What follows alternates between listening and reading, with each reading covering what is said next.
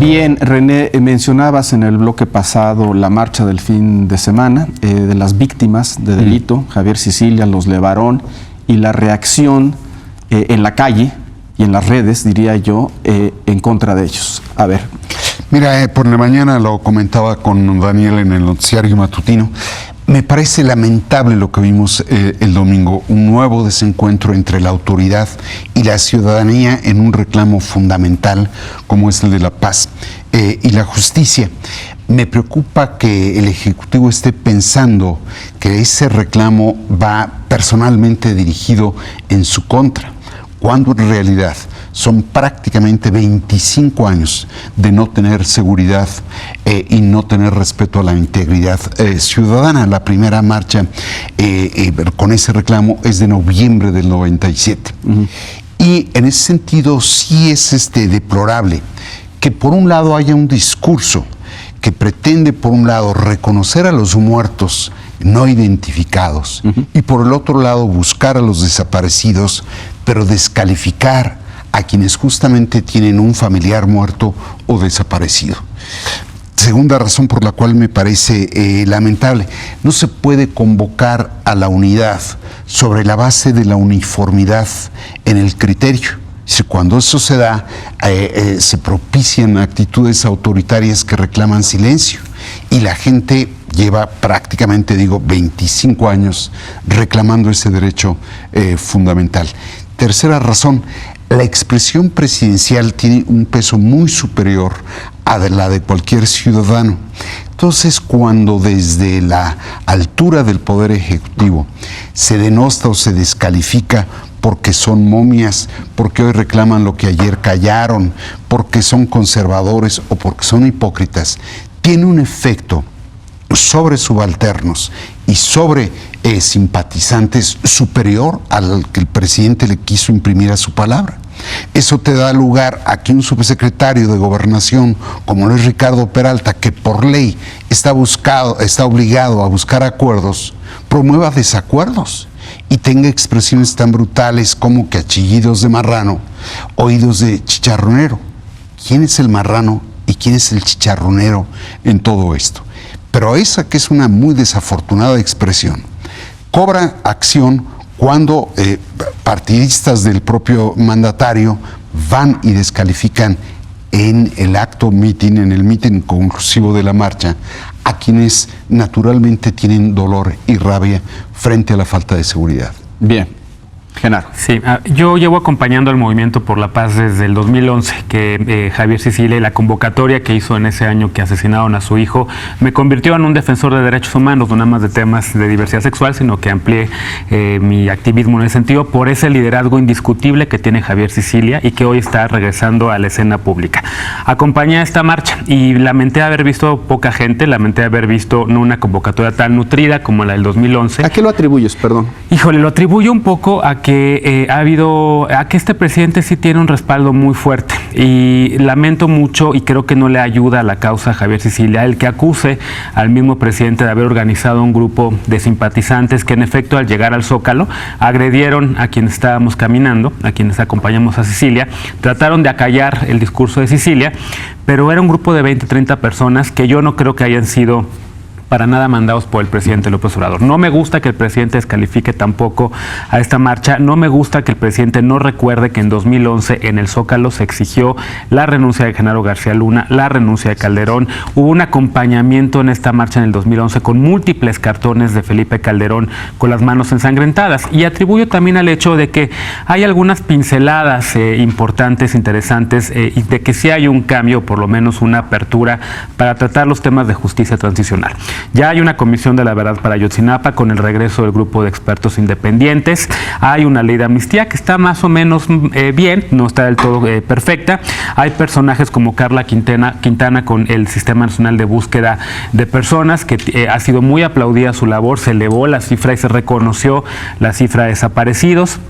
E incluso se actualizó esta cifra. Está Mara Gómez también en la Comisión Ejecutiva de Atención a Víctimas, está Alejandro Encinas, está Olga Sánchez Cordero, que en efecto sí han medio dejado de lado las promesas que hicieron en Tlatelolco para el tema de la justicia transicional, pero por lo menos sí está ya echado a andar este sistema. Reconozco también que hay un cambio de actitud con el Calderonato, en donde al asesinato de Brian y Martín Almanza Salazar se le llamó daños colaterales a un par de niños en Tamaulipas, y así lo llamó Felipe Calderón. Al asesinato de los estudiantes Jorge Mercado y Javier Arredondo se les llamó sicarios.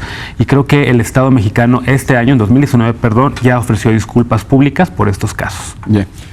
Bueno, pues yo quisiera comenzar diciendo que admiro profundamente a gente como Javier Sicilia y la familia Levarón, que han hecho de su tragedia personal un movimiento para sacar del marasmo de que estamos los mexicanos en este tema de la violencia y tratar de resolver el problema.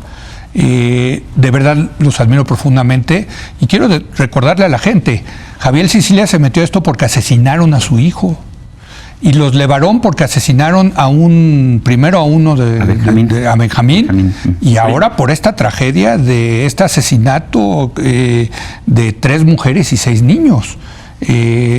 La mayoría de la gente que sufre de esas víctimas pues sufre su dolor personal. Estos no, estos lo han llevado a la arena pública y ha hecho visible a estas víctimas. La primera marcha en 2011 visibilizó la cantidad y el dolor, el profundo dolor que tenían estas víctimas. Por eso es tan injusto que el presidente les diga desmemoriados y momias, etcétera, ¿no? Y eso me lleva al tema del presidente. Me llama la atención, yo creo, el error del presidente, la falta de empatía con un movimiento así.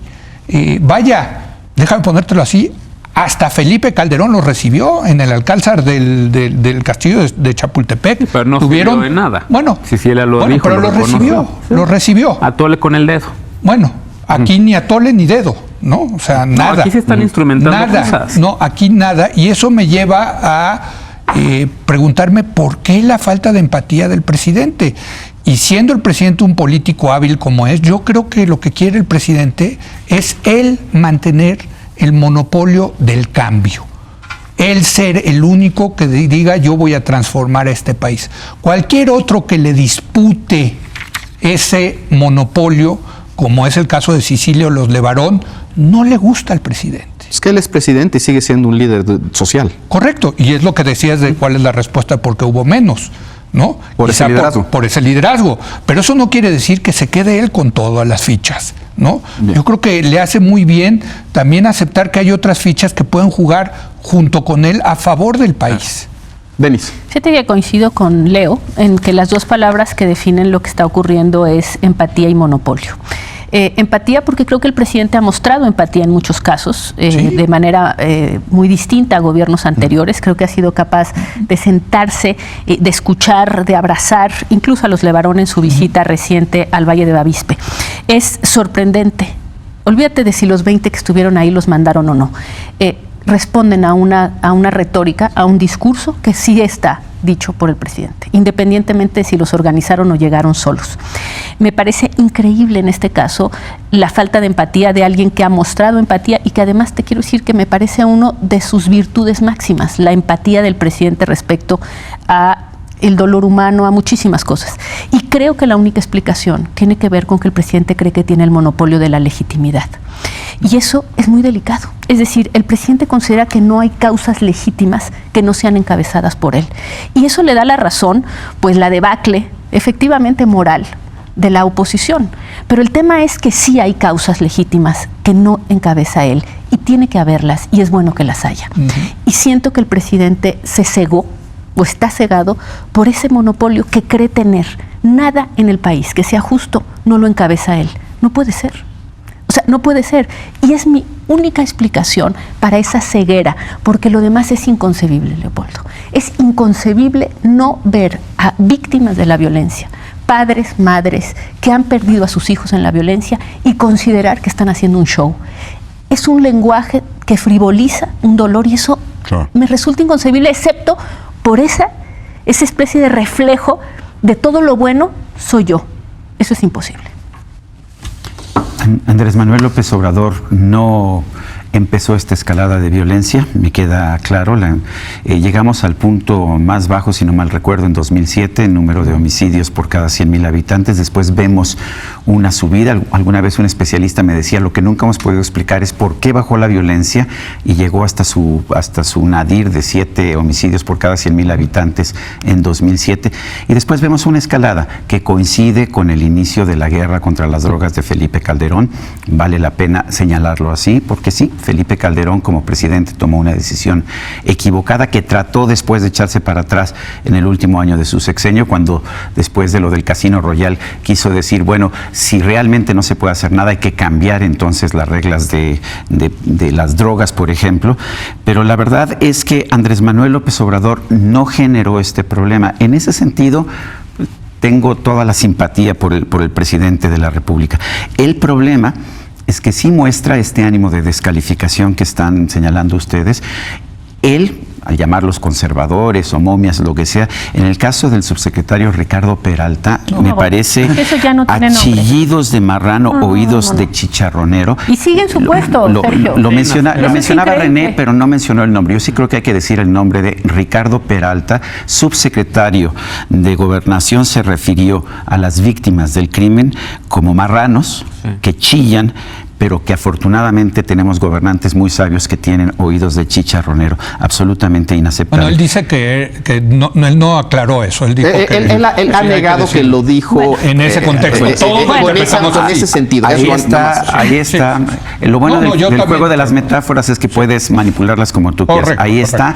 Además, no es una grabación, no se lo atribuyeron, No, está en su cuenta de Twitter. Recordemos también que en una columna en Milenio defendió la imposición del gobernador de Baja California, o el Excelsior, ¿no? O sea, es un subsecretario que ha causado problemas. Bueno, ahora, lo que sí tenemos son descalificaciones del presidente de la República, que habla de que son conservadores, de que no pidieron que se castigara a Genaro García Luna, cuando todos sabemos que en el 2011 lo hizo Javier Sicilia. Pero el tema de fondo sigue siendo que la violencia no baja.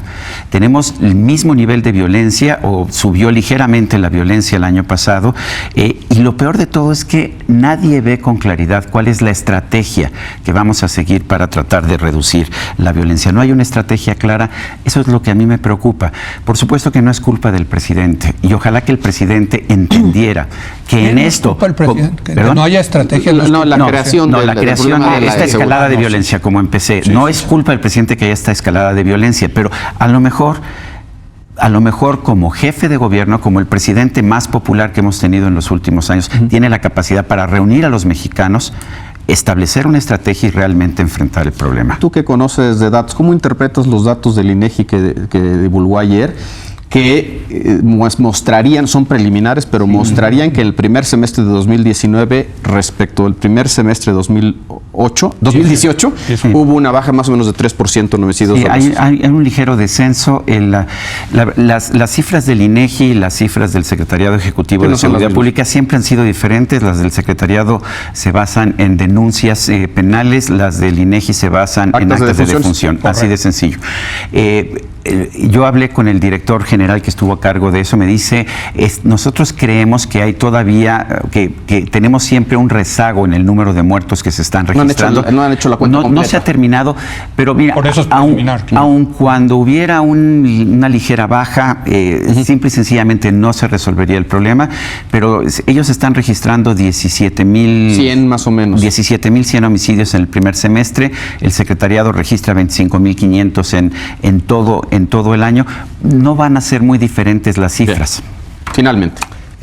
Ricardo Peralta es el mismo que estuvo negociando con el cártel del Golfo, ¿verdad? El que se sienta con criminales e insulta a quienes resultan ser víctimas de esos criminales. Ese es Ricardo Peralta. Yo no sé por qué no lo han cesado. Tienes toda la razón. ¿Por qué sigue pues esta forma tan laxa de gobierno? Decíamos hace un rato. Hay presidente, pero no hay gobierno. Aquí tendría que haber rendición de cuentas. Es absolutamente impresentable este porro que es el subsecretario de Gobernación. Con todo respeto lo dijo. Pero tiene a los porros, ¿no? Tiene oídos de chicharronero, por eso. Exactamente. Entonces, déjame regresar. ¿Qué es lo que estamos viendo de Andrés Manuel López Obrador? Al Andrés Manuel López Obrador en todo su esplendor. esta empatía discrecional.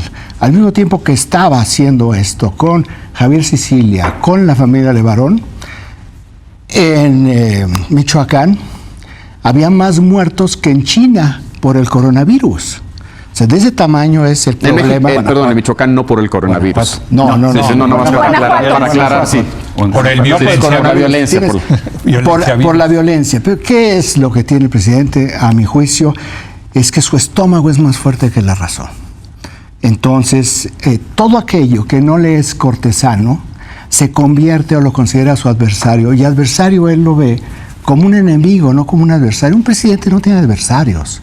Un presidente, en el mejor de los casos, tiene interlocutores y los escucha o no los escucha, como Carlos Salinas en algún momento, pero lo que no puede es decir son mis adversarios, porque son sus enemigos. Y esto lo que genera son procesos de linchamiento, tanto en las redes sociales, o que le dé el margen a personajes como el subsecretario de Gobernación para decir todo este tipo de cosas, vomitar todo este tipo de afirmaciones que son insultantes para todos los mexicanos y particularmente para todas aquellas personas que perdieron a familiares.